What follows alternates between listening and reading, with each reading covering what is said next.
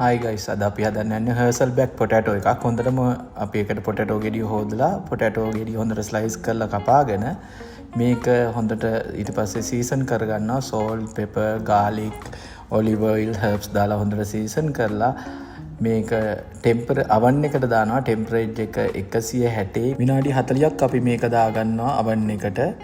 ඊට පස්සේ මම මේකට බේකන් ටිකක් චයුස් ටිකක් පාමසන් චීස් ටිකක් හොඳට කපලා ඇඩ් කරගන්නවා මේ උඩට. ඊට පස්සේ මේක මම ආයෙත් 160ෙම විනාඩි 4ක් oven එකට දාගන්නවා ඒක ලස්සනට ග්‍රැටින් වෙනකම්. ඊට පස්සේ මම මේකට pimento sauce එකක් tomatoes එක්ක mix කරලා හදාගන්නවා.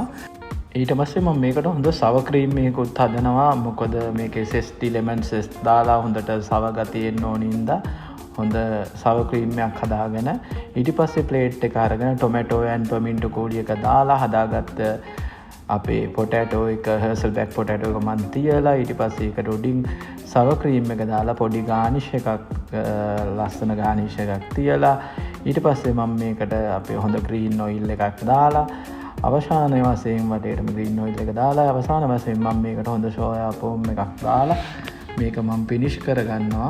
ඕගොල්ලෝ try කරලා බලන්න හොඳ fusion විදියට Hasselback potato එකක් ගහන්නේ කොහොමද කියලා.